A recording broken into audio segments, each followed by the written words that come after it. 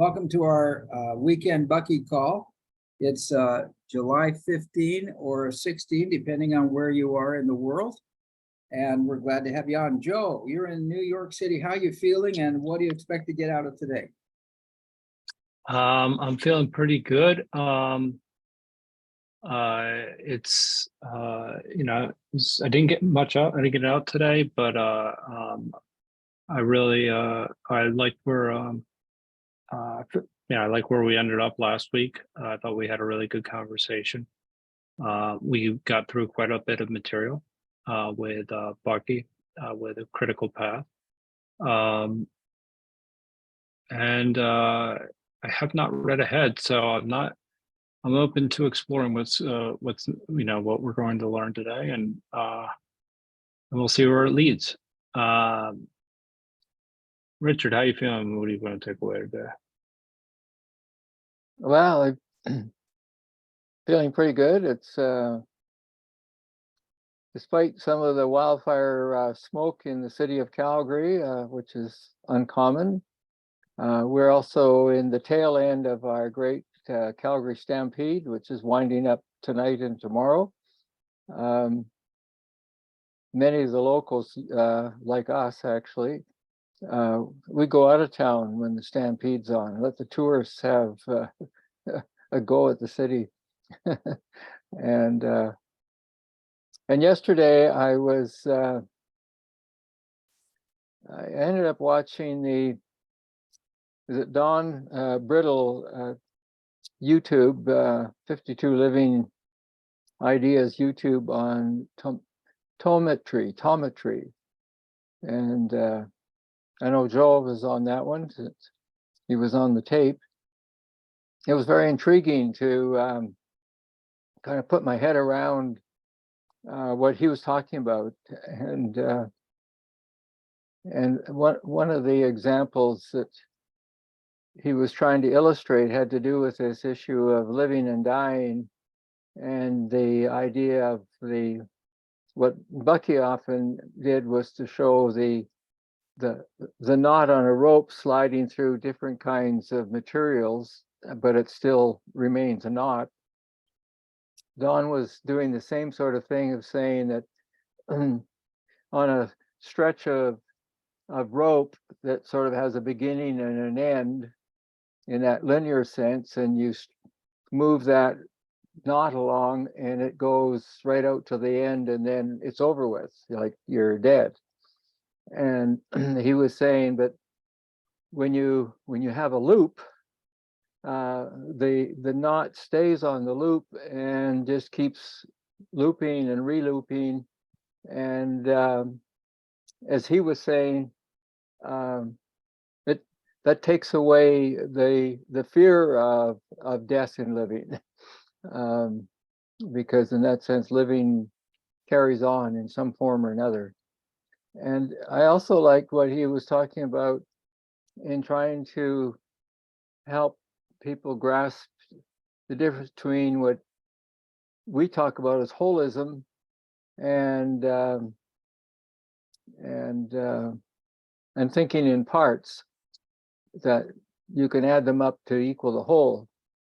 And he was sort of saying that's the big mistake that's coming out of what's often called the Western science of thinking in what he called partism instead of holism, or he even got to the point of totalism, which is, I think, is where the word tometry comes from, out of total.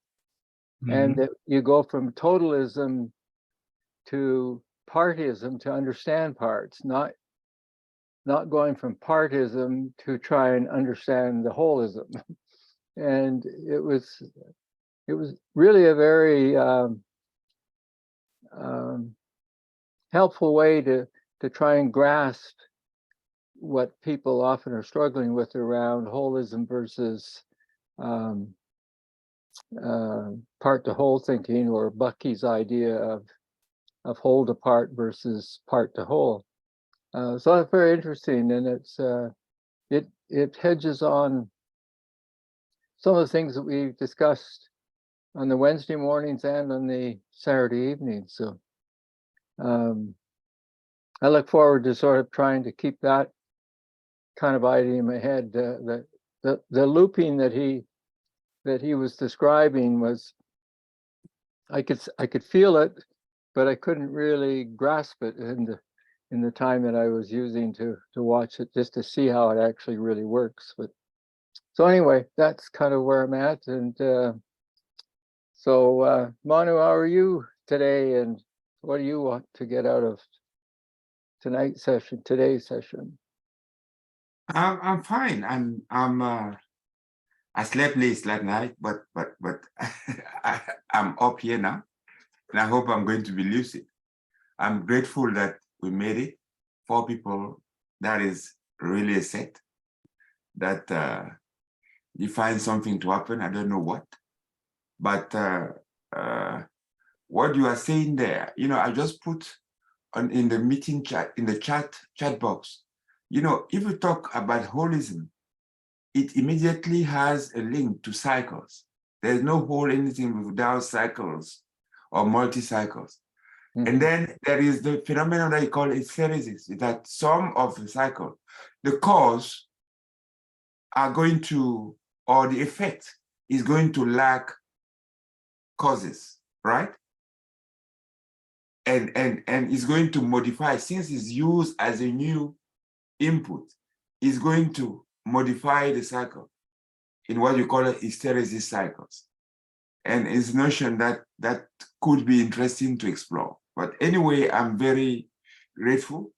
I'm open. And let's see what our discussions have in store for us and enjoy it. So, Steve, how do you feel? What do you expect? I'm feeling pretty good. I've moved into a new apartment, and I think it's exhausting. I think I'm having an exhausting experience trying to find places to put everything and get myself organized and be as productive as I was 3 weeks ago even. I think I need another week to get my house in order, for crying out loud. So so I feel a little bit tired, but and this idea of looking at the whole. When I was a kid, I used to break things and kind of, or when they broke, I was really excited because I got to look inside, I do know that when I was really young, my mom had to keep screws away from me because I put 2 screws up my nose and had to go to the hospital twice to get the screws out of my nose. I don't know. I've always been like, how do things work? And so reading Bucky and how he looks at things, and I boggle my mind that the U.S. productivity is not based on, it's not based on any kind of sensibility towards a cycle of anything. And I hate to use the word sustainable because that's such a political word these days. And, it's not about sustainable. It's about, Bucky likes to say regenerative. It's about there's a cycle, and the cycle begins at one point and regenerates. It never comes back exactly to the same point over and over again. And these concepts are just mind-boggling. I just love the fact that we're reading about it and looking at it, and I get to think more and more about how dependent I am on these cycles. I was looking at a video this last week where Vertasium Derek asked the question, the sun gives the earth radiation, photons, these high energy photons come flying at the earth. What does the earth give back? What does it use?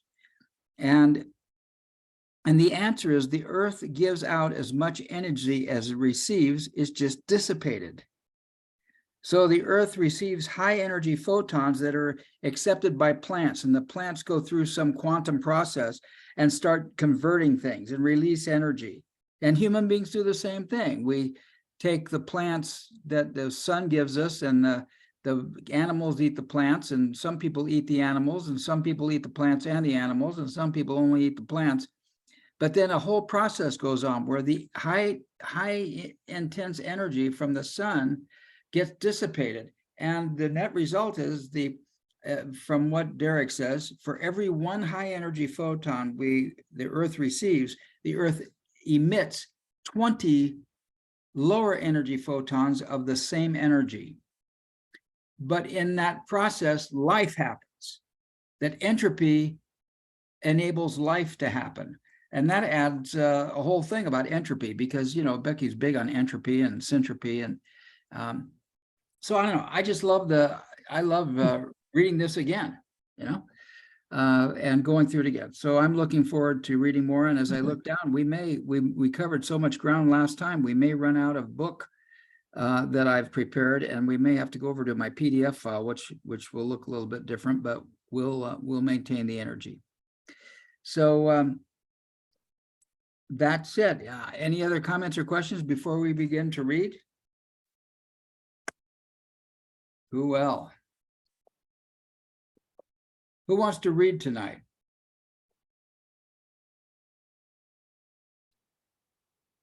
Here we are, right here. We're somewhere around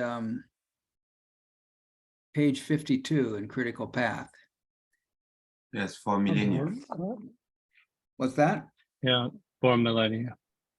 Yeah. You want me to read? For a little bit. I can read for a little bit. Okay, let's go for it. So who starts? Joe or me? Yeah, okay. I'll start, and then I just will, whenever, we'll see how it goes. For millennia, the progeny of the South Pacific island navigators, the navigator priests of the Persian Gulf, Mesopotamia, and Egypt had only the pharaohs to ferry over into heaven. For another millennia, they had only the nobles and the rich middle class to prepare for safe entry into the afterlife. The priest beneficiaries constituted less than 1% of humanity. But when everybody had potential entry into heaven, we see the long ago South Seas navigator priests' successors become very powerful popular authorities. The byword of mouth news swiftly went round that all humanity could now be accommodated in the next world and would be welcome there if individually qualifying in this world, through devout acts and thoughts. The official accredited representatives of God in this world gained enormous power through their function of tutoring for and passing on the qualifications of individual humans in this world for passage into heaven. The alternative being hell. This power became swiftly annexed by the Holy Roman Emperor Pope, and, as we earlier described, gave rise to the vast European church-state empire and 1500 years of the Dark Ages. During the Dark Ages, those individuals endowed with creative powers and insights seem by and large to have carefully avoided attempting to reform the political, religious, or scientific status quo. The record shows the original thinkers and skilled artists to have employed only architecture, painting, sculpture, poetry, music, and dance to express their inspiration by their intuitively conceived, metaphysically generalized principles.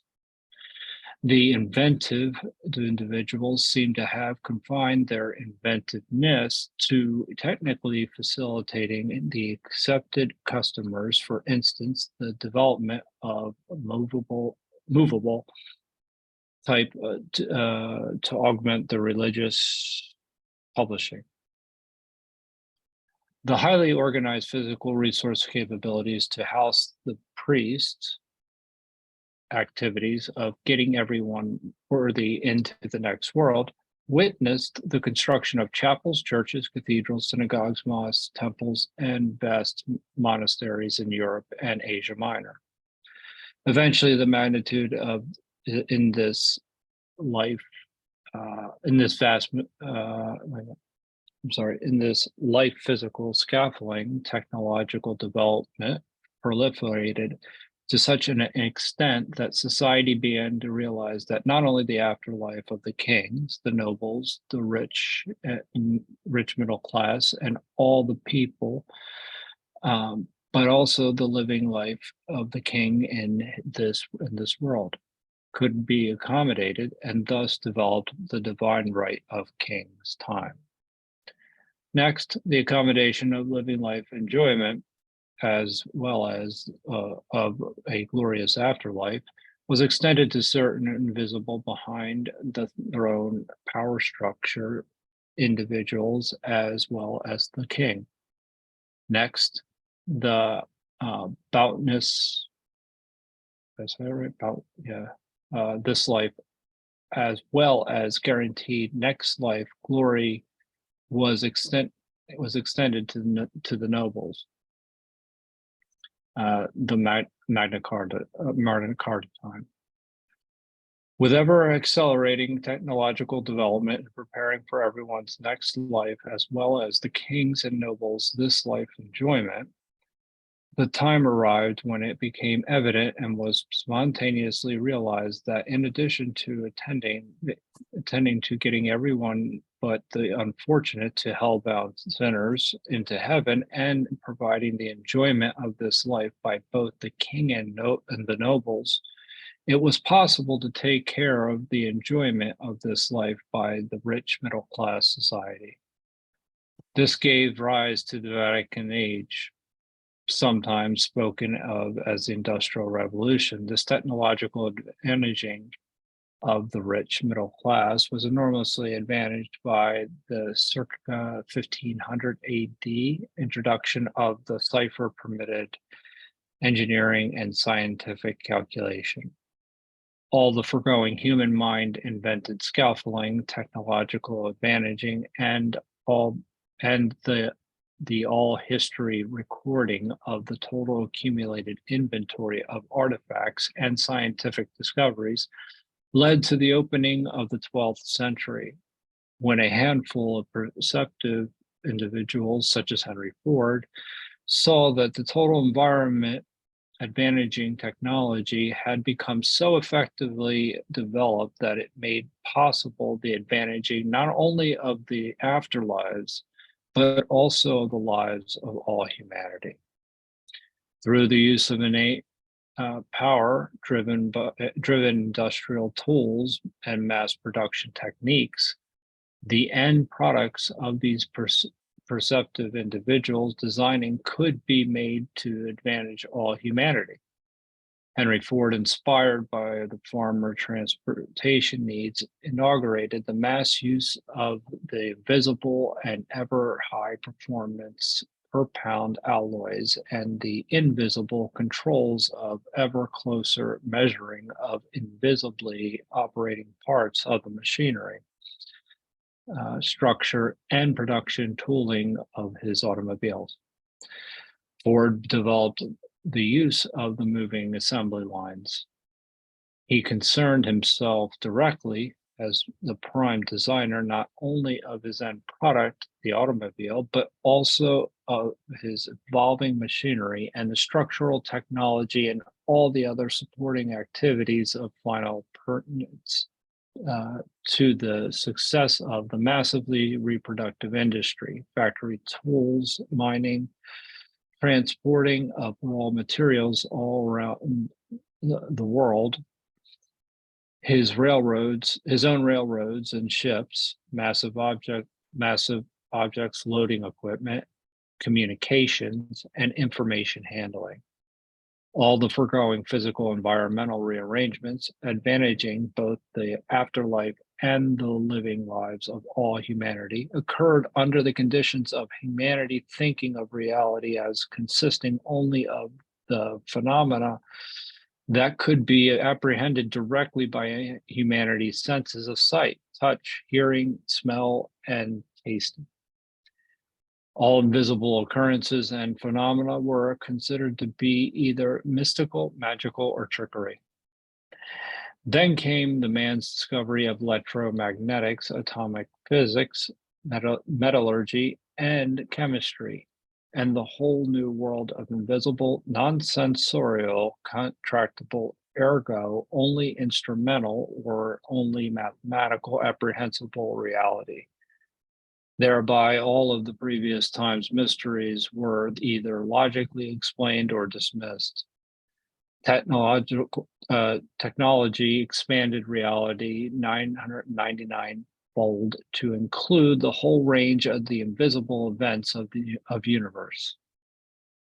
These had been previously by humans to be magical and superstitiously mystical. Now they had become the realities of everyday, pure and applied science. With the inclusion of this 99% invisible world of reality, along with its yet myriad of unsolved problems, myriad of unsolved problems, into our everyday, strictly sensual reality came the radio introduced concepts of tuning in and tuning out. In yesterday's two universe, one life and two heaven, thinking we had things and nothings, things in space, life and death. Now we have tuned in and tuned out. Tuned out does not mean dead. Without anyone saying so, humanity's need for two universes, this life and the afterlife, began to fade out as it realized that this life and its vast mysteries were all one. Yeah, let's And pause all right there. Let's pause right there because there are three dots. So Okay. he may be changing a section right there. Anything coming up for anybody? I got myriad wrong. That's okay. But no, I think I don't know. I don't like the characterization of Henry Ford, to be quite honest. Of Of who? what? Henry Ford. Of Henry Ford? You don't like that characterization because? Well, I mean, he did, from my understanding, he actually got the assembly line idea. He did stay involved in it. Yeah. And he was involved all the way through the parts. That was definitely true. But he also got it from, my understanding was from a butcher taking an animal apart. That was, and that wasn't mentioned. I mean, and that's just something that, I don't know. Maybe that's my bias, actually. I just don't particularly care for Henry Ford because of his Well, affiliation with Germany. yeah. Well, in fact, that's something that's not well known in history is the industrialists and the Nazi movement and how integrated those all were. Yeah, We don't. it's total bias. Yeah, We don't have the history on that at all. I wasn't aware that Henry Ford was involved with the shipping industry. I didn't know he was in trains. I'm sorry. Yeah, that's what I'm saying. That was new information for me. So that was interesting. I do get the idea of he's moving into prosperity for all. He's looking at the history that first it was just the pharaoh that was being taken care of, and then the kings and the noblemen, and at the Magna Carta era, and now we're moving into our present area. So this whole process of prosperity and life after death is soon to become very democratic. I hear him making that transition. Any other takeaways so far? I think that the biggest takeaway is that to me, is the notion of evolving from sensing to thinking. Yeah. All right. So you see, and you see, like, and then the fact that the tune in and tune out is always the anti-entropic part. Yeah. Before it's liveliness. So what he described here is that first, how things evolve. We shouldn't put into it of what we feel about this or that. Yeah. He's just describing, he's just making a story about seeing about how evolution happened. And I like your point, Manu, that it went from, I'm going to use different words, it went from a physically doing economy and lifestyle into a thinking economy and lifestyle, which led to industrialization. And then he introduces this electromagnetic lifestyle that induces this tuning in and tuning out. And so he has this, an evolutionary metaphysical aspect to evolution along with a physical aspect. He's bringing them together. I think that was your point, and I think it's a point well taken, Manu. Yeah, and you see the last sentence, this life and the afterlife began to fade out at it as it realized, that is, the river realized that this life and its vast mysteries were all one. Yeah. Yeah, wow, that's a great point. Any other takeaways so far? You're kind of smiling, Richard. I think I see you smiling. What you got going on in there? Well, I just, for me, it captured the process of evolving into hierarchies and continued control over others by limiting, to some extent, their access to the knowledge pool. And it, you know, the gates to heaven are available only through certain people, and we all have to travel that way. And it kind of relates to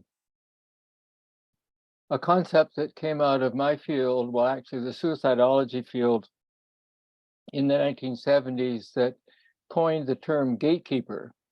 And gatekeeper simply meant that it was the person who held the gate and either opened it and allowed people in to get, you know, needed help, let's say, or they closed it and denied them access to what would be helpful. And so the gatekeeper was meant to be neutral in the sense of he either opened the gate or he closed the gate on you. But it again represented the funneling into something in order to get over to something else, and perpetuates this idea that somebody is more powerful than you and you have to follow their guidance in order to get from A to B, or from earth to heaven, so to speak. Yeah.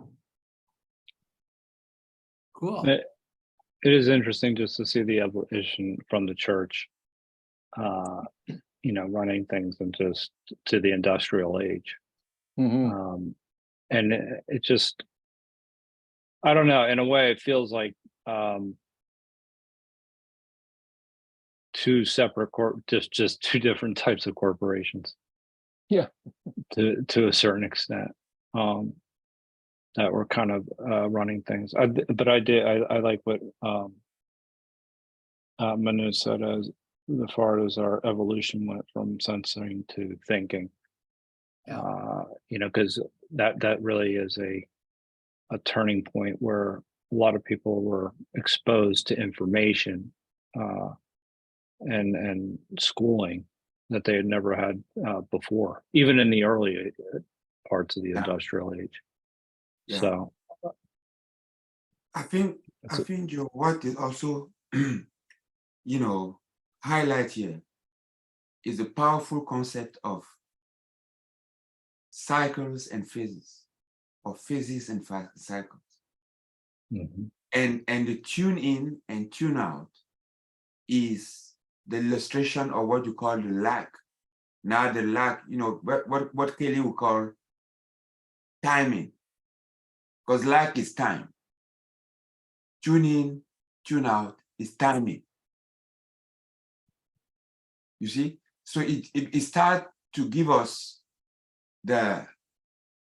to teach us that you can jump in the flow, that is tuning, but you can also jump out. And the timing of your jumping in and out is very important in relationship to the effect that you want to create. right? Because if you Right. jump it against current, you're decreasing your amplitude, the resulting amplitude. You want to swim upstream, you are decreasing the effectiveness of the result of your action. If you're swimming downstream, you're faster. You reach your destination, your projected destination faster. So that is very important. You can't change the cycles, but you can adjust in regards of the cycles, of the phases of the cycles. Cool, you complete? That's, yeah, Yes. I'm that's gonna bring, excellent. oh, go ahead, Joe.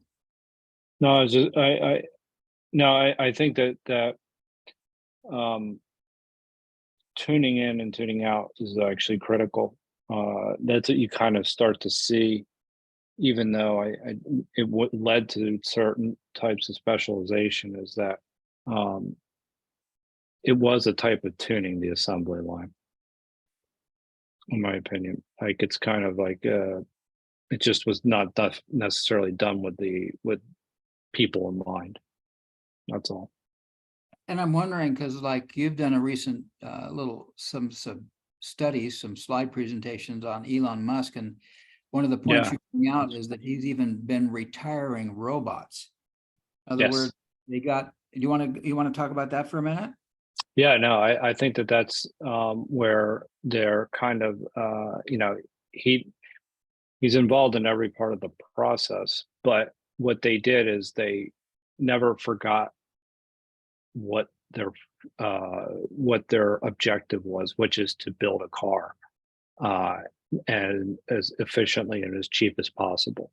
And most people would have probably have said, and this is a distinction that I think that is often this is really ephemeralization at work, is that a lot of people would have said, I have a robot working on an assembly line, and how do I make my robots go faster?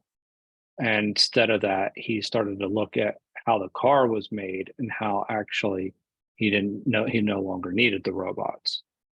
And so he never lost sight of what he was actually building. It wasn't about the assembly line and making it faster. That would have just been more efficient. He was actually thinking about how to make it more effective. So basically, he was asking the right question, is essentially what he was doing. And so that's what revolutionary type of thinking is. It's kind of it's not just looking at how we can do things better. It's how do we actually switch and change the way what's our function and how do we make that better, like essentially. And it changed the whole automotive industry. Yeah. Yeah, and it continues Joe, to what? change. Yeah. I would I was going to say that what makes me think, go ahead. what it makes me think of is from what Joe said is teleology and anticipatory. Those are the things that come to me. I was going to say the same thing. Yeah. In other words, he looked at, okay, I'm going to get a car. I have a car here. And instead of saying, okay, how many parts does it take to build a car? He says, how many parts does a car need?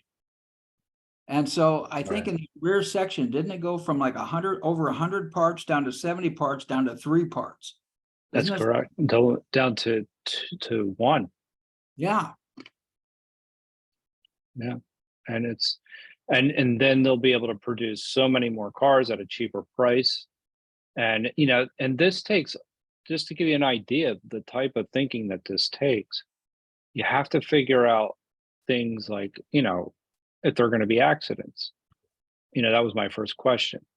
Then if you get in an accident with this car, the car is going to be more likely totaled if it only has one part. Yeah. However, I'm sure they figured that out, and they said, okay, this is how many accidents we have. This is how many. If we can produce it at this price, it's still worth it. And this is why they can actually drop prices around 15% lower than every other car automaker, and still make money. And so it's what it is. This is what you're seeing is kind of ephemeralization and anticipatory design really in action. Yeah, and I think that the biggest distinction is between effectiveness. He's actually looking at things, how to do things more effectively, not just more efficiently. I mean, he could have easily, they were doing quite fine on their own, but it's really, and that's why I think, and he also says they're a technology company, they're not a car company. So, however, that, you know, they're building cars, but also they're not losing sight of changing the world. And I want to come back to, are you complete? I didn't mean to jump in. No, please. And are you complete, Manu? Yes, I just put in the chat box, you know, how does Tesla compare to Bid or Byte? I don't know. You know Bid? I'm Bid not is a familiar Chinese with it. company that produces electric cars. And they are doing what Henry Ford did to the automobile. In other words, they're able to produce electric cars at a fraction and mass to what Tesla would do. Really? Well, and so getting back to the book, Bucky talks about a sensory type evolution, the evolution of just human progress from sensory or physical, like farming, to thinking and therefore mathematical, leading to manufacturing and industrial farming. And then he introduces this electromagnetic age where he talks about tuning in and tuning out. And I think right now we have with AI coming around, we have an amazing situation that's dramatically going to change human experience. Between AI and 3D printers, the world is going to significantly change. And an epiphany came to me that with AI and with all this tuning in and tuning out and all this too much noise and too much tuning in, I think we need to be moving to a knowing society where we come back to foundational values, which I'm going to call knowing, something that's intrinsic about the human experience, instead of getting on the train, on the bandwagon of whatever the fad is, which has been, human history, at least American culture since the 50s. I was born in 46. So I saw Reynolds Wrap come into town. I saw Mr. Clean. I saw this industrialization, this convenience making, and now we're at a point where we have a major crisis going on in terms of human evolution, and this whole concept of transhumanism is now prevalent. And wow, I'd love to see what Bucky says about all this. There's my thoughts, my takeaways. Any other comments? Okay, if there's no other comments, we'll just continue to read. Everybody good with that? Yeah, I'm good. Okay. Yeah, it's fine. In all the cosmological models of the early civilizations, a wide four-cornered planar Earth was surrounded by infinitely extensive waters, surmounted by ever higher central mountain pinnacles. This discloses how the early humans explained to themselves the sum of their experiences regarding their structure and operating scheme of their real world, from out of whose eastern watery extremity the sun and stars rose, passed over, descended, plunged in under and out. Then repeated. Sorry about that. Because the sun and stars quite obviously passed over and returned under it, the world was implied to be a thick penetrable water slab extending horizontal to infinity in all planar directions. All the perpendiculars then were extended in only two directions in relation to man's erroneously conceived flat earth. Those two exactly opposite, positive and negative, exclusively perpendicular directions in respect to the horizontal earth plane were the seemingly obvious concepts of up and down. This flat conceptioning is manifest right up to the present in such everyday expressions, the wide world and the four corners of the earth. As mentioned before, up and down are the parallel perpendiculars impinging upon this flat-out world. Only a flat-out world could have a heaven to which to ascend and a hell to which to descend. Both Christ and Muhammad, their followers said, ascended into heaven from Jerusalem. Scientifically speaking, which is truthfully speaking, there are no directions of up or down in universe. There are only the angular specifiable directions in and out and around. Out from Earth and into the moon or into Mars. In is always a specific direction. In is point to a point. Point to a pointable. Is it Doable. pointable? It's point to a bull. To point to a bull. Yeah, Um, you're able to point to it. Okay. In is point to a bull. And out is any direction. Okay. All right. That makes sense. Don't let these facts of comprehensive human misorientation give you a personal inferiority complex. My own direct questioning of many large scientific audiences proves that all scientists are yet realistically see the sun going down in the evening, though science has known for 500 years that this is untrue. Around the whole world, nothing has ever been formally instituted in our educational systems to gear the human senses into spontaneous accord with our specific knowledge.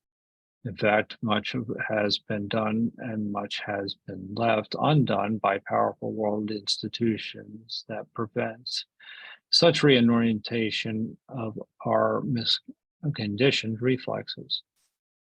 Our own misconditioned reflexes are powerful deterrents to our successful self-reorientation of our apprehending faculties to accord with the emerging truths. Though I have been trying for 43 years to rid myself of the words up and down, I find them popping out of my out and in my speech. Let's pause for a second if we can. Yeah. I wonder about this because I've reoriented myself to say, okay, locally there's in and out and up. I mean, locally there's up and down and left and right. However, non-locally, there of course is no up and down, and there is no left and right. But at the same time, I wonder how my whole paradigm of being present to my universe would be different if I really did not say the sun goes down in the evening. You know, what time is sunrise? What time is sunset? What if I were actually able to get past that paradigm? What would happen in my brain? How would I change the way I relate to the universe and to you and to others if I saw myself as a being of the solar system rather than just a being of the planet Earth?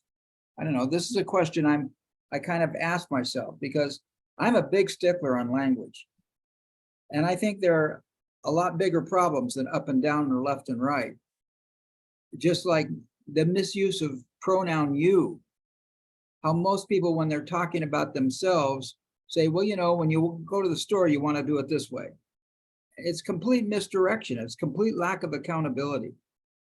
I wonder if I had my language absolutely accountable, if I never said the word sunrise or sunset, if I never said the word you when I meant me, whoa, I think that's such a challenging and intriguing prospect.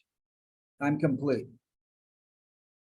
Well, I think Um, the critical thing for me, when I really got tuned into this particular part of critical path, is the meaning that's attached to that in terms of truth seeking, and and so many people, you know, are talking now about, you know, in law it's the fact finding, and it's to debunk sort of conspiracy thinking and all that sort of thing. All very good, but what has troubled me ever since I was introduced to this concept and read about Fuller making a point about it many times over, in saying that those who are the knowledge keepers or the knowledge discoverers, for whatever reasons, have refused to communicate the truth in a way that it makes the shift that you just talked about. They perpetuate this idea, just in the same way that nobody is troubled with the fact that we're operating today through what's called a World Wide Web. Nobody's bothered by that. And so I think that to me is the main point, that those who know the truth, keep the truth. Why do they refuse to educate those of us who did not find that truth or did not learn about that truth in some other way?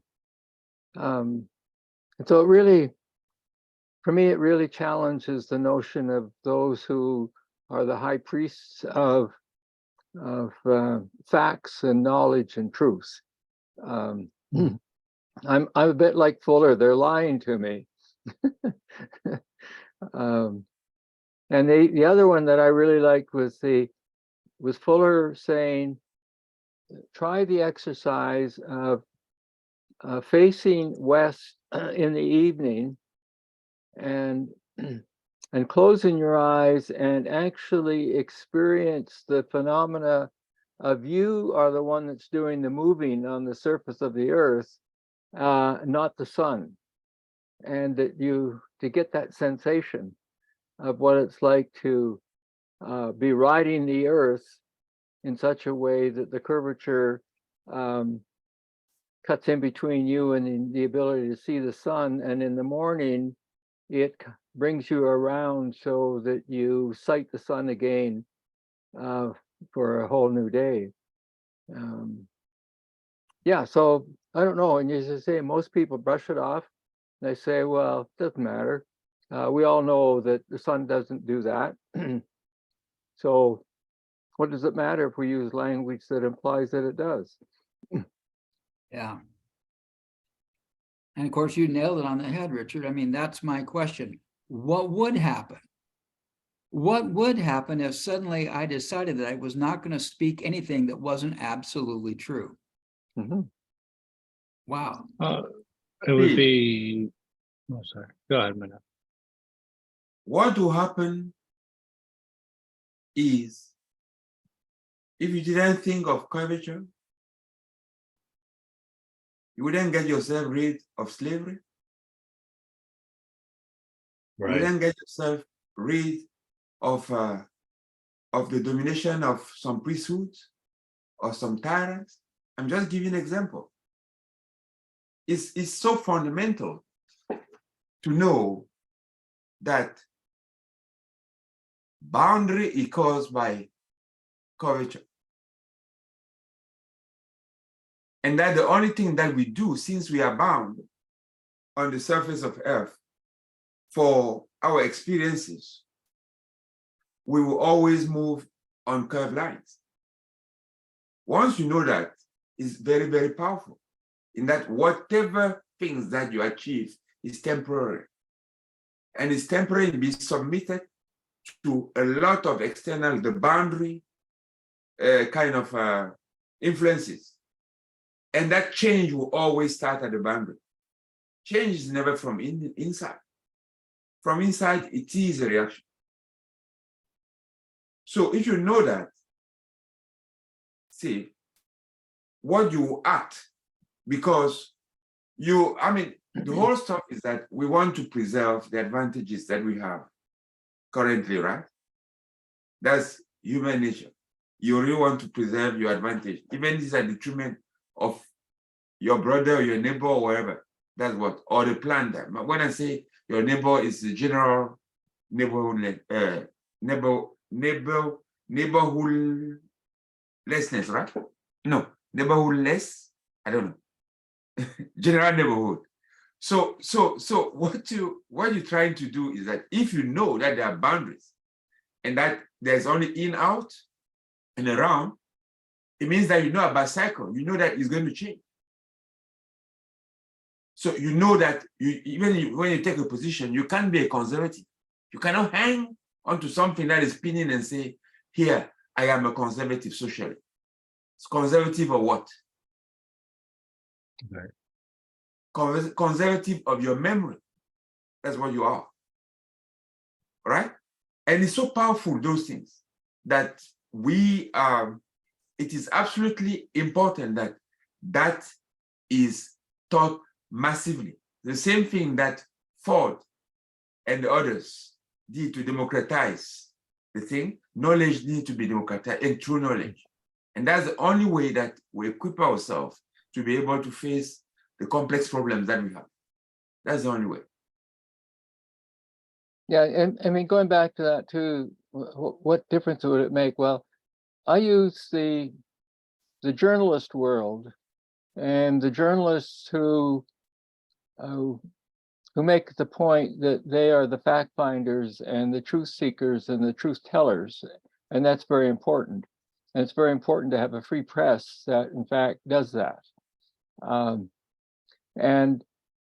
But when that same free press tells me that the sun will rise in the east and set in the west, or when they traveled at the turn of the century all the way to New Zealand and all the way north to be with those who were going to be the first to see the sunset or the sunrise in the morning, and they made a big story about it.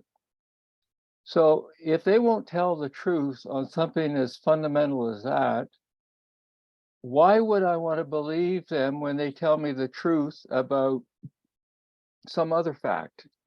And of course, in the United States right now, this issue of who's telling the truth about something, and there's certain segments of the journalist world that say they're more of the truth presenters than somebody else. And yet, if I really took it seriously, until the truth-seeking journalists say the kind of words that we are kind of talking about, and Fuller was talking about, then I won't believe them either. Yeah. Why should I? Why should they be able to say, "Oh, well, that's just a little white lie. Nobody knows. Doesn't really matter." But I'm telling you a real truth now about so and so or such and such. Yeah. And in this, it's very possible that in this election cycle, actually some major stuff could happen. Because Robert F. Kennedy Jr. is running for president. He's got a ton of stories about the CIA and his uncle and his dad, and all this stuff is documented, and still there are over 5,000 pages of information that's being withheld by the CIA because they're just not willing to let the truth come out. And wow, I think that's all. That's coming. But then he goes along He and made a big mistake. makes big mistakes in trying to He made it tell really you that the water is going to turn certain people into something else. I mean, so he's got a little lost in the truth-seeking side too, it seems. Yep. Oh, yeah. I mean, it's tough. No, he made a statement that wasn't very helpful. So I think he hurt himself. But I'll say this, just thinking in terms of spherical thinking, that's something that Struppi really kind of helped me bring to light with his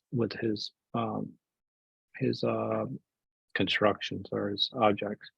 And it really kind of opens it up in the sense that you really do look at problems like a flatlander, and even our language, like you were referring to it, Steve, is now the thing I was thinking about is how Kelly always hated mindset.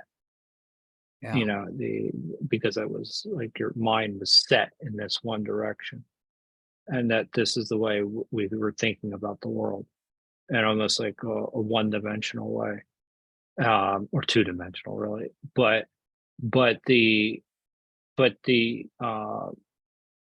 idea of approaching problems from like kind of a multitude of perspectives.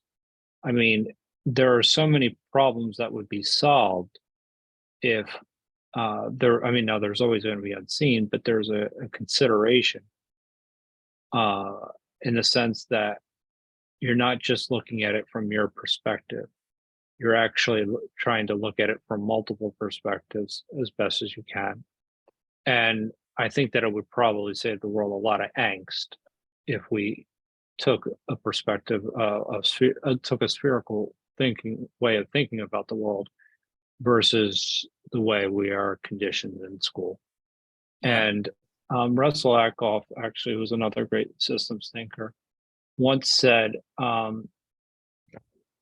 forget the exact line.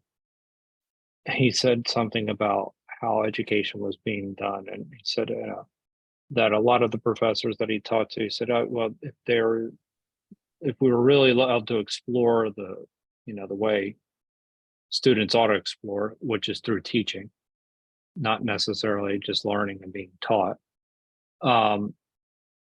which is something that Kirby is actually doing, that, the teachers felt like to a certain extent there would be too much creativity. I got to find the exact line that he actually used. But anyway, I think it's deconditioning ourselves, and myself included. I just think we're fortunate enough to have each other. Amen. Okay. Should we progress your reading? All right. Yeah, could we? Sorry, I screwed up the first paragraph there, but I want to keep reading. You do. If it's as long as it's, I'm not depriving somebody. Am I depriving anybody? If I am, No, then go on, that's go on, not. go on, go on. Great. You read very well. We now know that we do not live on a flat slab earth. We do live on a bored and 8,000-mile in diameter spherical spaceship speeding around the sun at 60,000 miles per hour, spinning axially as it orbits. None of the perpendiculars to a sphere are parallel to one another. The first aviators flying completely around the Earth within its atmospheric mantle and gravitational cohered to the planet, having completed half their circuit, did not feel upside down. They had to employ other words to correctly explain their experiences. So aviators evolved their terms coming for a landing, coming, I guess is that supposed to be in, I guess? And it is. I think in for a landing and going, wait a minute, is he yeah, okay. All right, looked like an M there. And landing and going out, not up and down. Those are the scientifically accreditable words, in and out. We can go only in and out and around. The astrodome of Houston has a spherical diameter of 800 feet. The planet Earth has a diameter of 8,000 miles. A nautical mile is approximately 6,000 feet. So the Earth's diameter is 48 million feet, which is 60,000 times the diameter of the sphere of which the astrodome's spherical roof is a segment. The height of the Earth's highest mountain, Mount Everest, is only 1/16 hundredths the diameter of the real Earth. Houston's astrodome may be considered to be a 1/60,000th. Yeah, there he has it written out. Scale model of a corresponding spherical segment of the real Earth. Mount Everest at the same 1/60,000th scale would make only a 6-inch high mound on the astrodome. At the same scale, a human being standing on the astrodome would be only 1/2000th of an inch high, i.e. 0.002 inches. The smallest dimension you and I can see with our naked eye is 1/100th, 0.01 of an inch. So you and I are only 1/5 of the height necessary to be visible at the scale of the astrodome, used as a 1/60,000 scale model of corresponding central angle spherical section of the planet Earth's surface. It would require a dome 5 times the diameter of the astrodome to make a scale model of the Earth on which you and I would appear as the smallest speck you and I can see. Oh, let me see, something happened there. Yeah, My thing went in the wrong direction because there's a graphic coming up right there. okay, and the Earth is? The Earth is, let me go over here. Okay, here's some graphics that he's talking about. I guess we can come back to the graphics and we'll just go, the Earth is so big. So big in comparison to you and me that it is physically impossible for humans to see their Earth as other than flat. I have now flown entirely around the Earth 47 times by many different airline routes, and looking out the plane's windows at the circular horizon and having never felt myself to be upside down, I am beginning to realistically feel our Earth to be a sphere, but a very, very big sphere. I clearly remember New Year's Eve, December 31st, 1899. I was 4.5. I had just received my eyeglasses and was deeply excited at all that I could now see. At 11:45, my father opened a window of our New England home to let in the 20th century. I remember with what earnest thinking he had tried to envision the coming years in which I would live beyond his time. The British Empire was at its height of power and splendor.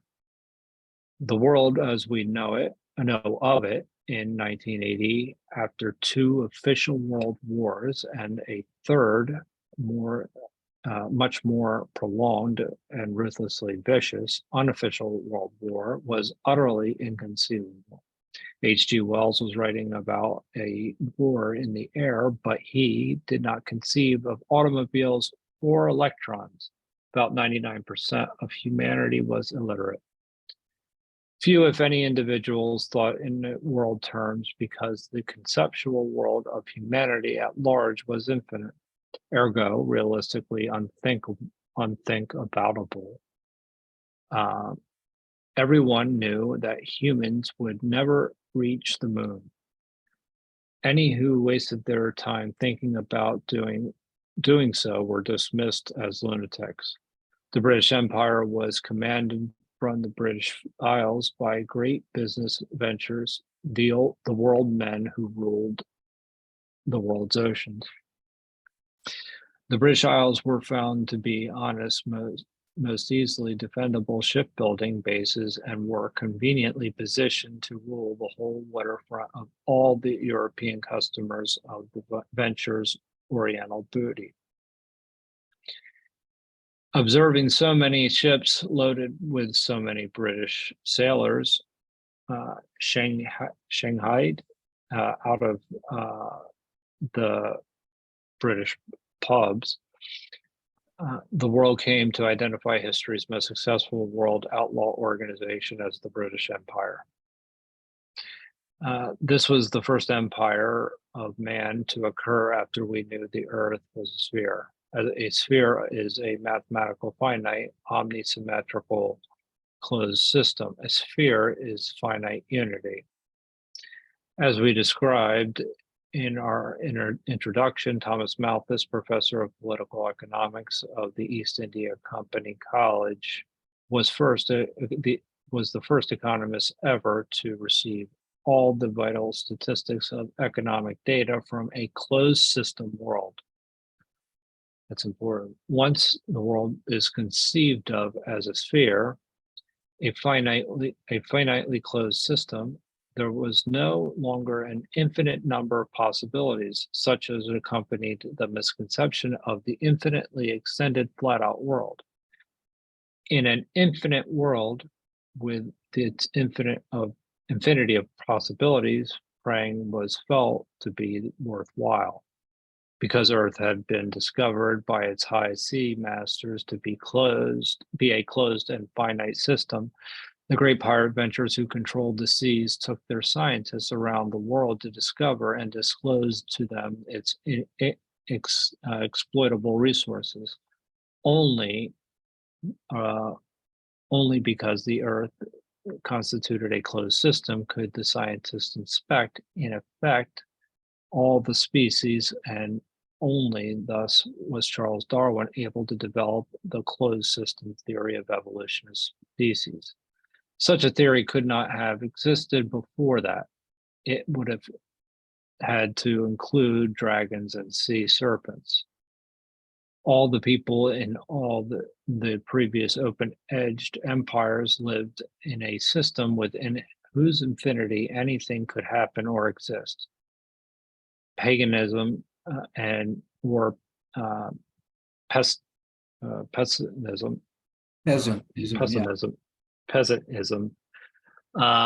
was illogical. Wasn't. Wasn't logical. I'm sorry. Wasn't illogical. I'm sorry. Geometrically speaking, the pagans could have infinite number of gods. There were also an infinite number of chances of upsetting the local pattern, which was a most satisfying idea if it happened that the individual didn't like the prevailing local pattern. It seems strange that were not taught about the historical, philosophical, and economic significance of the foregoing transition from open to flat to a closed sphere world system. Because the churches were strong and the great pirates wished to obscure both their monopoly of the riches of the now limited system and their grand world ocean strategy for its control, the significance of the concept of a closed world system was popularly unrealized. The power structure and its patronized educational systems let well enough alone. Okay, That's a lot. this kind of goes along with the idea that I brought up about the fact that the world, the Earth is not a closed system, because the sun, I just coincidentally started this conversation with my insight from that video, that the Earth is not a closed system because the sun gives the Earth energy. But certainly in Bucky's context here, in terms of economic control, it was a closed system. And the pirates did what they could to keep control. Yeah, and I think one of the things is that it's interesting to see, how Malthus is. was unaware that he was the first one to basically obtain the data necessary to make the predictions that he did. And Charles Darwin actually, I believe, was it Charles Darwin? I forget which one of them. I think it was Charles Darwin that was first. It wasn't much longer. I mean, no, Malthus was first, and Charles Darwin was second, and actually used some of Malthus's work. But the bottom line is that Malthus had a linear way of looking at the world, a very one-dimensional way of looking at the world. And I think we have a big problem with that still today. That we think everything can be just, it's just a number crunching exercise to predict what's going to happen in the future. And obviously Malthus was completely wrong. And yeah, anyway. Yeah, and I brought it before that Darwin thought his natural selection was faulty, that he had actually, after pondering his book, decided that sexual selection was more prominent than natural selection, but he couldn't convince anybody of it because of Malthusian economics. And everybody was so rigidly stuck on the idea of maintaining control of the system, and that certain people were supposed to dominate over other people. And so the whole natural selection went together with Malthusian economics to justify that the world had to be controlled by the corporations, because that was the way of nature. I don't know. And the fact that Darwin wasn't that he shifted from natural selection to sexual selection, nobody wanted to listen to him. He tried for 15 years after he wrote the natural selection book to try to convince people to consider sexual selection, and they wouldn't do it. Cool. Any other comments or questions?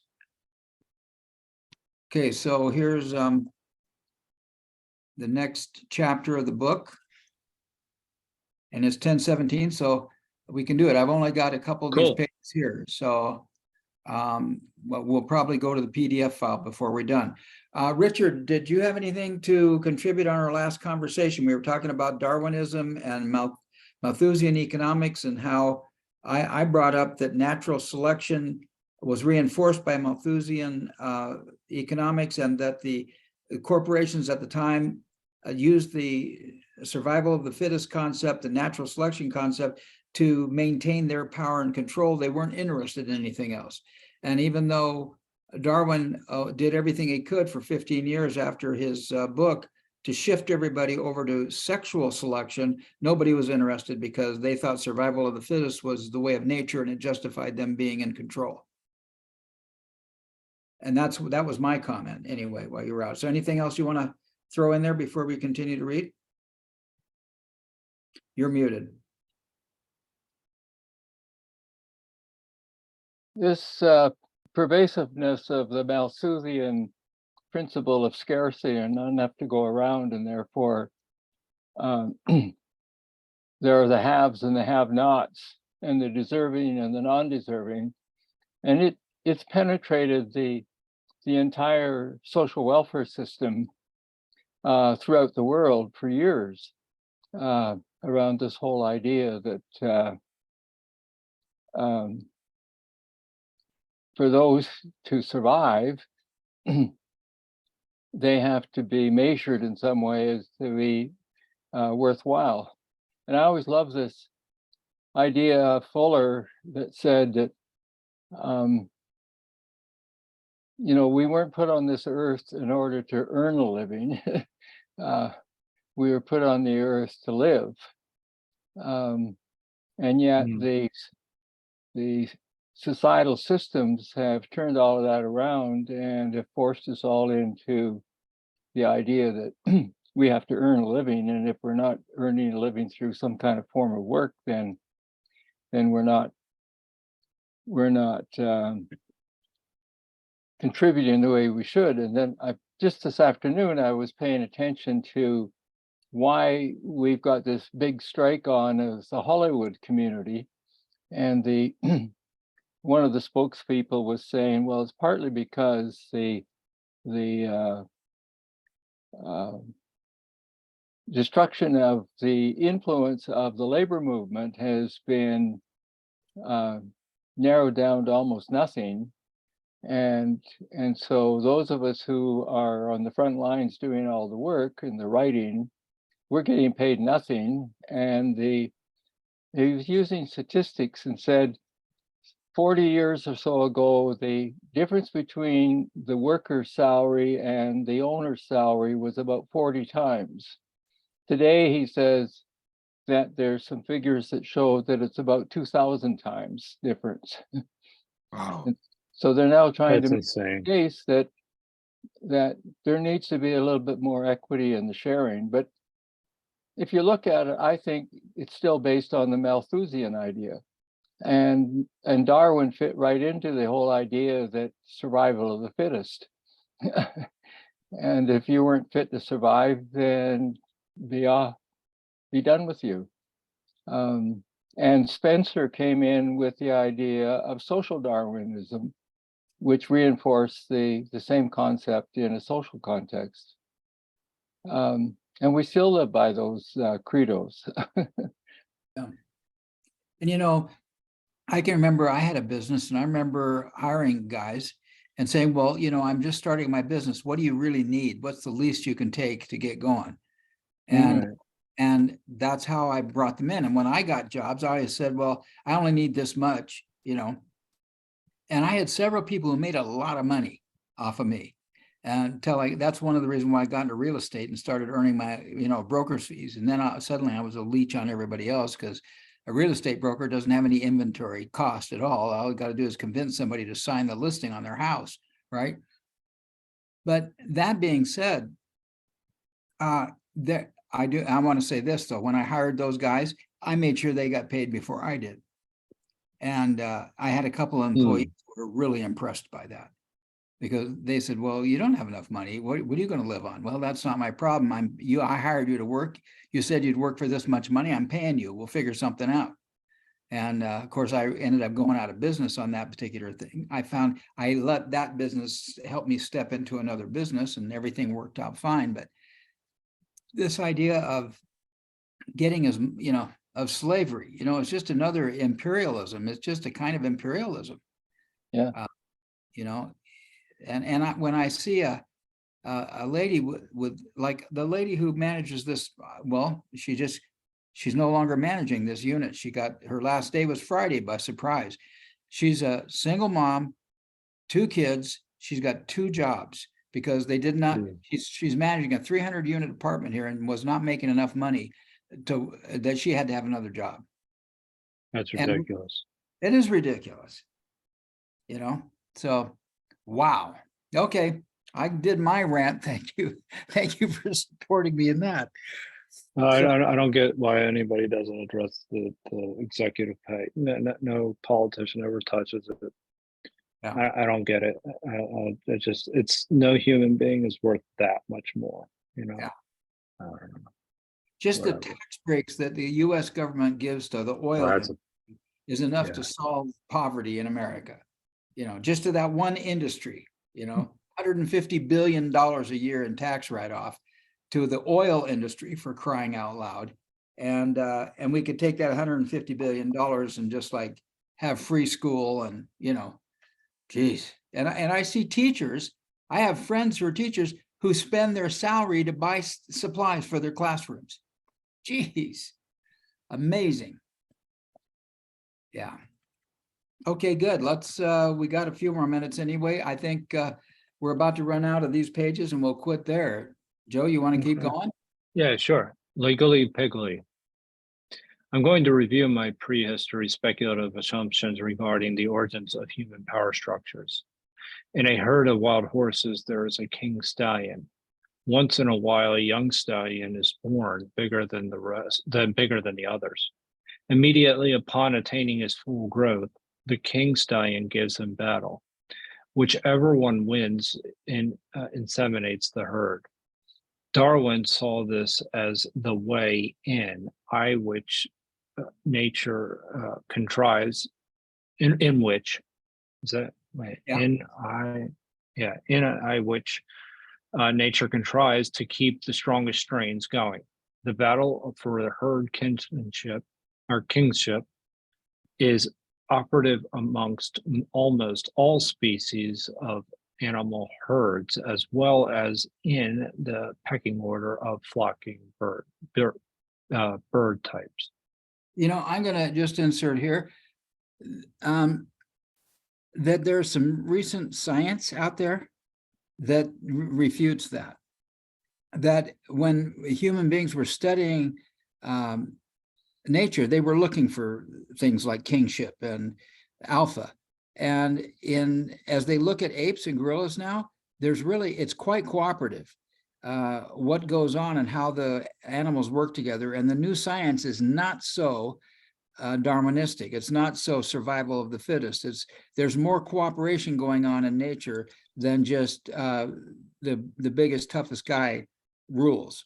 I just want to say that. And Richard, you may know more about that than I do, but I don't know if you've heard much about that science, but yeah, well, that's the science to a large extent of Lynn Margulies and also the science of James Lovelock and the Gaia hypothesis.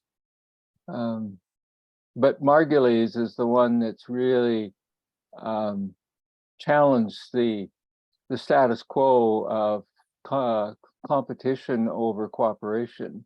Yeah. And she's in the microbiology kind of area. She's found all kinds of evidence of cooperation being more dominant than competition. Yeah. Yeah. Okay. Yeah, very cool. Well, I'm glad thanks for your contribution there. Okay. Okay. I'm sure that amongst the earliest human beings, ever once in a while, a man was born much bigger than the others. He didn't ask to be, but there he was. And because he was bigger, people would say, each in their own esoteric language, Mister, will you please reach one of those bananas for me? Because I can't reach them. The big one obliges. Later, the little people would say, Mister, people over there have lost all their bananas and they are dying of starvation. And they say that they are going to come over here and kill us to get our bananas. You're big, you get out in front of it and protect us. And he would say, okay, and successfully protect them. The big one found his bigness continually being exploited. He would say to the littles, between these battles protecting you, I would like to get ready for the next battle. We could make up some weapons and things. The people said, all right, we'll make you king. Now you tell us what to do. So the big man becomes king quite logically. He could have become so in either a bullying or good-natured way. But the fact is that he was king simply because he was not only the biggest and the most physically powerful, but also the most skillful and clever big one, legally pigly. Every once in a while along would come another big man. Mr. King, you got things too easy around here. I'm going to take it away from you. A big battle ensues between the two, and after the king has his challenger pinned down on his back, he says, Mister, you were trying to kill me to take away my kingdom, but I'm not going to kill you because you'd make a good fighter. and I need fighters around here to cope with the enemies who keep coming. So I'm going to let you up. And now if you promise to fight for me, but don't you ever forget, I can kill you. Okay, the man assents. So the king lets him up. But instinctively, the king says secretly to himself, I mustn't ever allow two of those big guys to come at me together. I can lick any one of them, but only one by one. The most important initial instinct of those most powerful individual or of his organized power structure is divide to conquer, and to keep conquered, keep divided. So our special case king has now successfully defended its position against two or more big guys who are all good fighters. He makes one the Duke of Hill A, the second Duke of Hill B, and the third Duke of Hill C, and tells each one to mind your own business, because only the king minds everybody's business, and he has his spies which watch them so that they can gang up on him. Thus, our considered king is doing very well in his tribe defending battles. However, there are a lot of little non-fighting people who are not obeying the king regarding preparations for the next fighting period. The king says to his henchmen, seize the mischievous little character over there who is really being a nuisance around here. The prisoner, the king says, I'm going to have to cut your head off. The man says, Mr. King, you'd make a big mistake to cut my head off. The king asks why. Well, I'll tell you, Mr. King, I understand the language of your enemy over the hill, and you don't. And I heard him say what he was going to do to you and when he's going to do it. Young man, you've got a good idea at last. You let me know every day what my enemy over the hill says he's going to do, and so forth. And your head is going to stay on. In addition, you're going to do something else you've never done before. You're going to eat regularly right up here in the castle near me. And I'm going to have you wear a royal purple jacket so that I can keep track of you. The king now has that little man under control and useful. Then another little man makes trouble for the king. As he is about to be beheaded, he shows the king that he understands metallurgy and can make better swords than anybody else. The king says, you better make a good sword in a hurry. The man makes a beautiful, super strong and sharp sword. There's no question about that. So the king says, okay, your head stays on. You two are to live here at the castle. Next, under threat of beheadment, another man making trouble for the king says, the reason I am able to steal from you is because I understand arithmetic, which you don't. If I do the arithmetic around here, people won't be able to steal from you. The king makes him court mathematician. As each of these men are given those special tasks to do for life, the king says to all of them, each of you mind only your own business. You, Mr. Language Man, mind only your own business. And you, Mr. Sword Maker, mind only your own business. Where's this going? And you, Mr. Arithmetic, mind only your own business. Each one minds only his own business. I'm the only one that minds everyone's business. Is that perfectly clear? Yes, sir. Yes, sir. Yes, sir. The king now has a kingdom operating very well. He has great fighters, superior metallurgy, better arithmetic and logistics, better spying and intelligence. His kingdom is growing ever bigger. Years go by, and these experts are getting old. The king says, I want to leave the kingdom to my grandson. Mr. Language Man, I want you to pick out and teach some younger person about language. You, Mr. Swordmaker, I want you to pick out and teach somebody about metallurgy. You, Mr. Arithmetic, I want you to pick out and teach someone about arithmetic. And his total strategy became the pattern for the ultimate founding of Oxford University. You know, I just The way want the power. when I just want to insert there, it was referenced here earlier when you read, Joe, but previously we discovered that that Oxford University used to be the university of the East India Tea Company. Oh, wow. Do you remember that? I do remember that because I remember Malthus. Yeah. And so like that's kind of what's happening here, right? This is Oxford. Yeah. Well, go ahead. it's specialization. Yeah. That's what you're starting to see come about. And so, and this is where you start to, basically you have one person pulling the string, and you kind of can do that on a larger scale. And this is the Ascent of Man has actually a very good series on this. Yeah.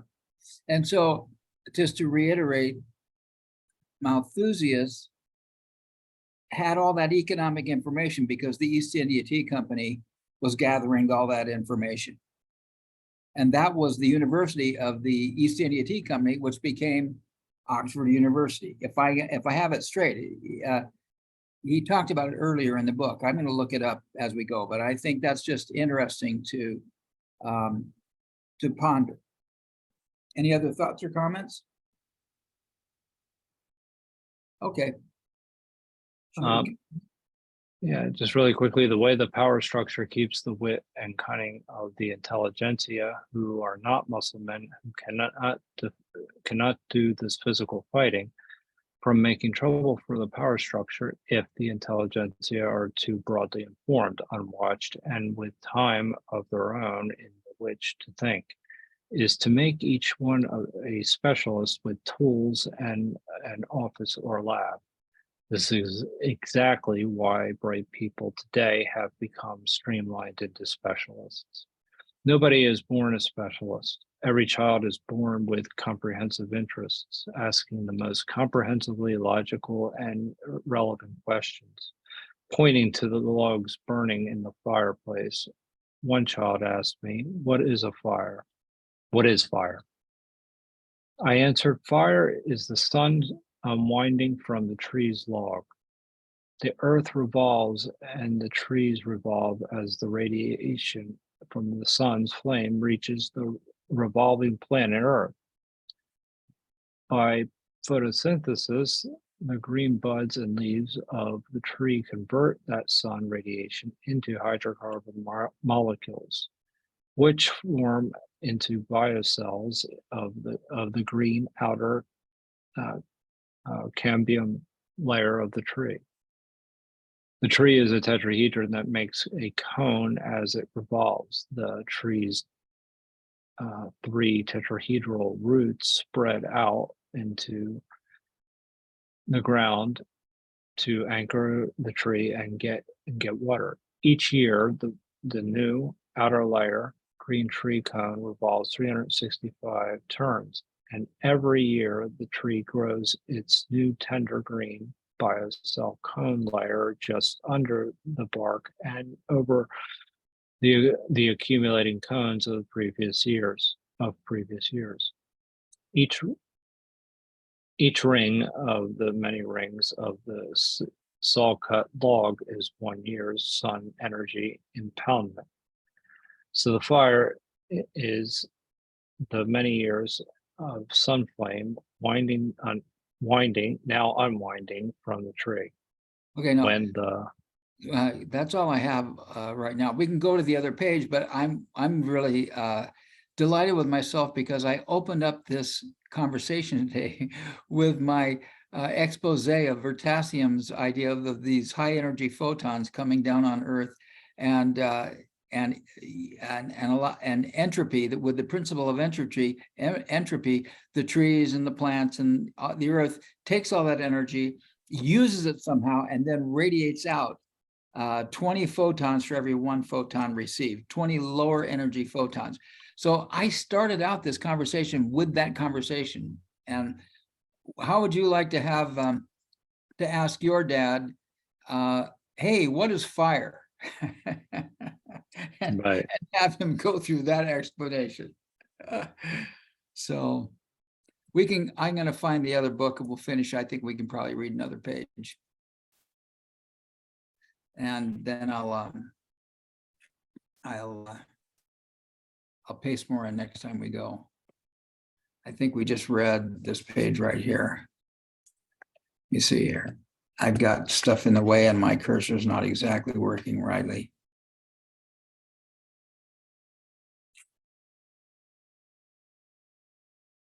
Oh, it doesn't want to. See, that's the reason why I flipped over to the Word thing, because here it is, and I can't see it because I've got us, I've got to stop sharing for a second. That gets rid of my cursor. And then we can do, maybe we can do this final page. Oh, geez. Okay, good, that worked. Okay. There we are right there. And I'm going to go to the next page. Go ahead. okay. When the fire pops sparks, it is letting go of a very sunny day long ago, and doing so in a hurry. Conventionally educated grown-ups rarely know how to answer such questions. They're all too specialized. If nature wanted humans to be specialists, she would, for instance, have given them a microscope on one eye, which is what nature has done with all other living organisms other than humans. Each has special organically integral equipment with which to cope successfully with special conditions in special environments. The low-slung hound to follow the earth tops scent of another creature through the thickets of the woods and thickets and woods. The little vine that can grow only at certain stretches of the Amazon River. The bird with beautiful wings with which to fly, which bird, however, when landed and in need of walking, is greatly hampered by its integral, but now useless wings. Humans are not unique in possessing brains that always and only are coordinating and storing for later retrieval the integrated information coming. Integrated information. Did I just screw it up? Hang on. Yeah. That's why I converted over to a Word document, because the PDF file is so hard to control.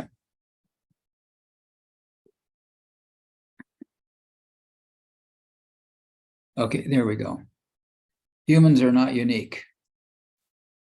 In respect to all other creatures, and that they also have minds that can discover constantly varying interrelationships existing only between a number of special case experiences as individually apprehended by their brains, which covariating interrelationship rates can only be expressed mathematically. For example, human minds discover the law of relative inattractiveness of celestial bodies, whose initial intensity is the product of the masses of any two such celestial bodies, which the force of whose interactiveness varies inversely as the second power of the arithmetical distancing increases. The human mind of Bernoulli discovered the mathematical expression of the laws of intercovariant pressure differentials in gases under varying conditions of shape and velocity of gas flow around and the interfering bodies. The Wright brothers' wings foils provided human flight, but not the information controlling the mathematics of varying wing foil conformations. Bernoulli's work made it possible the mathematical improvement in speed and energy efficiency of various wing designs. Human minds accessed the mathematics of generalized scientific governing physical phenomena in general made possible humanity's production of its own detached from self wings to outfly all birds in speed and altitude, while being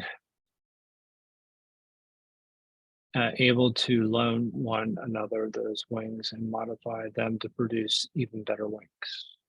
Okay, let's pause right there. It's 10:46. I hadn't thought of that before. The reason I don't, I've never asked myself why I don't have a microscope evolved in one of my eyes. Which I think is so profound. His whole premise then is that human beings are generalists or comprehensivists, have that opportunity because we're not so specialized in our functioning as some creatures are. Anyway, yeah, Manu.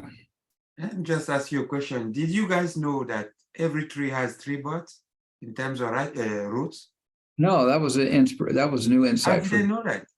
Richard, I did didn't you know know? that. Do you know it, Richard? No, I've heard a tree being described as tetrahedral, but not in that way. And I was quite intrigued with that because it's to Yeah. have the roots go out 3 ways and up to the top, and you get your tetrahedral cone that way. Wow. No, I knew of the symmetrical of the foliage and branches with root system. I knew of that, but I didn't know that from the 0 point, Mm-hmm. there is only 3. How do you call it? Base roots that spread. Yeah, I didn't know that either. Probably at 60 degrees each other. I think I it deserves some research. Yeah, Because I don't know how many people are aware of that. And I just did a little Google search on roots, and there doesn't seem to be a consensus. And then when I put in how many roots does a tree have, and then I got here palm tree roots, everything you need to know. And then I got Bob Villa with his tree stump removal cost. So I don't know. I think that'd be something. But think about it, Steve. Think Yeah. about it. What we've been studying, duality, right? The sun is what? Radiative. It's convex, right? The sun is giving out, pumping out photons. It's radiative. It's dissipative. The sun. Then you need to have the corresponding to it, where it has to go into something. So it goes through the foliage. In the most trees, even if they are wide, even under the equator, they do this, right? Even the mango tree has a summit. So this energy now come into one vertex, one window of a tetrahedron. And then go in the system of fixation and fitting the things in 3 directions, the 3 of the vertexes of the tetrahedron, to fetch water and nutrient.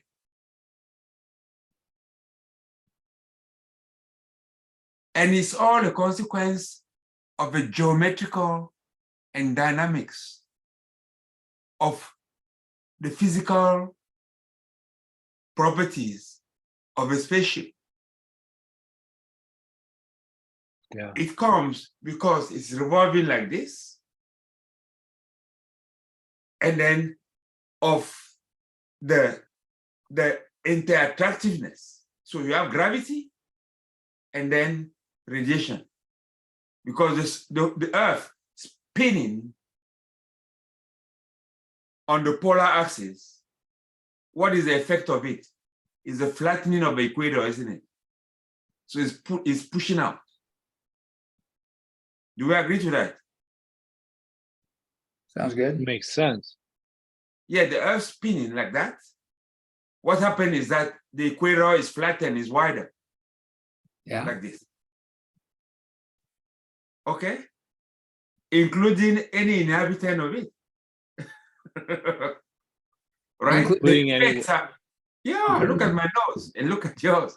Is it, you really need to, the only way that you can understand that is if you understand these laws. Yeah. We are all same, living under different conditions, deployed at different points of this earth. So, and then energy, the photon, comes into the living tree, the carbohydrate, an organic tree, from the summum, from the top, I mean, let's call it the top of it, right? Come from the sun, radially into it, and then spread into a volume. It's working now into a volume. Energy is now coming and bounces. Now it's the gravitational stuff, is the concave thing, and then expanding the concave to fetch nutrient, which are water and solid. From the three bonding, from the single bond to double bond and triple bond under gravity. It's quite amazing, isn't it? I really didn't know of the three roots of every stem. I didn't know about it. Yeah, and I've always heard about the taproot on a tree. So I wonder how a taproot relates to that three root concept. So that would be interesting to look at. He talked No, here that is about amazing. the three tetrahedral roots spread out in the ground to anchor the tree and to get water. Yeah, but I just looked at palm trees and they don't have three. They're very fibrous. But that'd be interesting. But Steve, do you have a tail? I have a what? A tail. A tail? Yes. I did when I was an embryo. No, I say, do you have a tail today? Oh, today I have a coccyx, which is kind of It's a tail. It's a tail, my Yeah. friend. Yeah. It's a tail that is covered. You know, because that bone goes nowhere. Your coccyx goes nowhere. Well, fortunately, because my anus is just below it, and if I would have trouble passing. Never mind. Okay, Manu, how you feeling, and what's your takeaway tonight?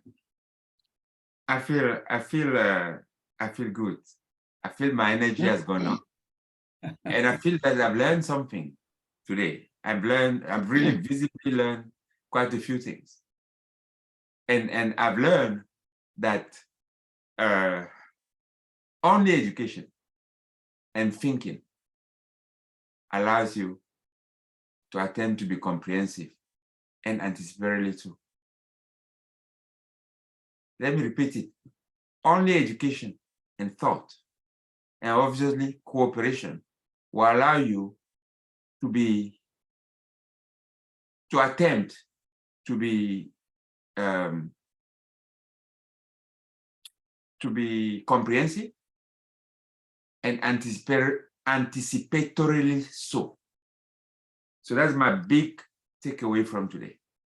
And I've learned that every tree has 3 stem roots that go to fetch water, in the ground. I didn't know about that.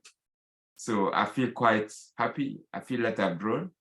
And I thank you guys, for all your participation. Joe, how do you feel? What do you take away? Um, I'm a little tired, but I do feel good. I feel really great. I feel it's such a privilege to be here. So spiritually, I feel really strong right now. Just a little bit physically, I feel a little bit. Um, it's 1 o'clock here. So what time is it for you, Richard? Oh, 11. Okay, but 2 hours. in any case, so from my perspective, I agree with Manu, the idea of education, and how that essentially provides more opportunities for everyone. And we saw that even as we moved into the industrial age, as I'd spoken a little bit earlier.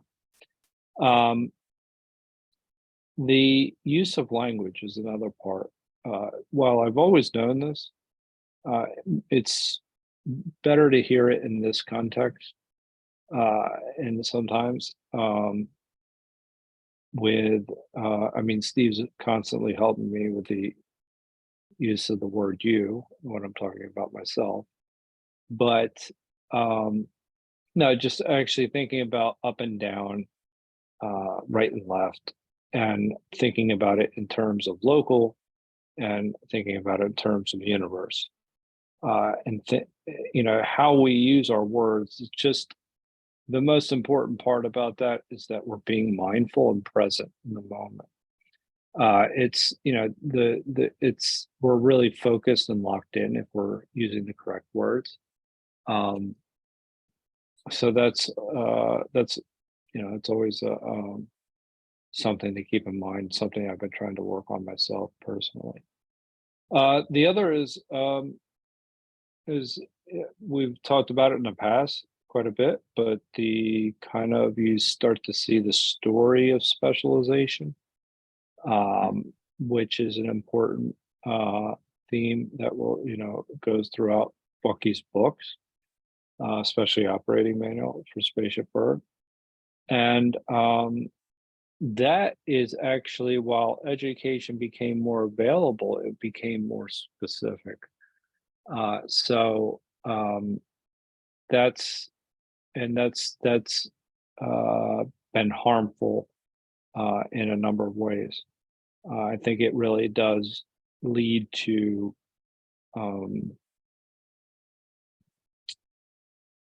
basically, looking at problems only from one perspective. And I think that that's really been to the detriment of both the worker and the employer. And it's a shame that they don't both see that. Anyway, those are my takeaways. Richard, how do you feel? What do you take away?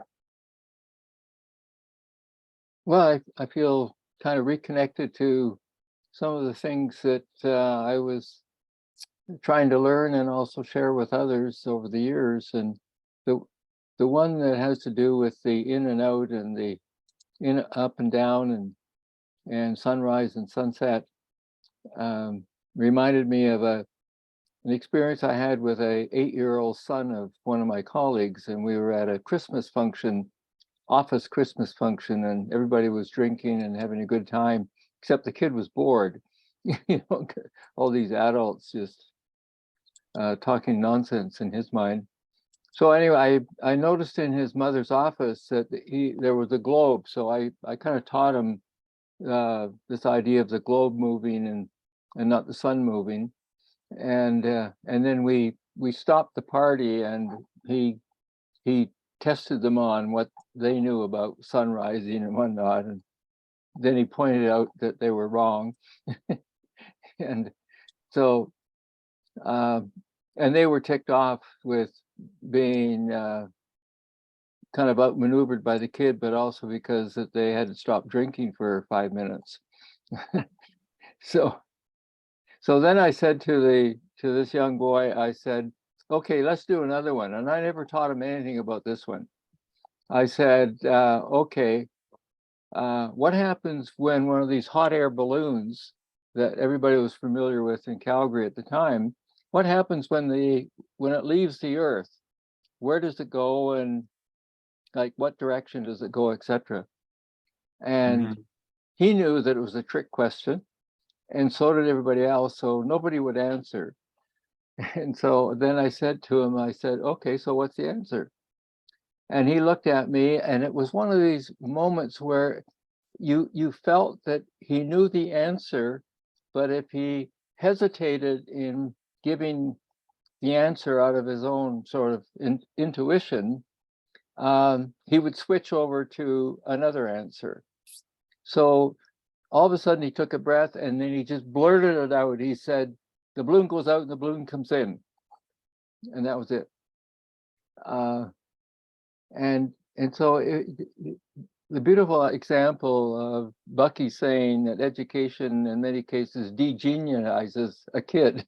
And here was a kid who somehow now intuitively he figured it out that it was an out and in movement, not a up and down movement, which that was the answer all the adults were going to give. That the balloon goes up and the balloon comes down. Yeah, so it comes back to what we were talking earlier about the language, and does it really matter whether or not we say World Wide Web, or whether we say World Wide whatever, or the four corners? I think it does matter, but I don't know how we're going to make that transition or get it to be made. And there's communications that's been recorded between astronauts and Houston that make the same mistake.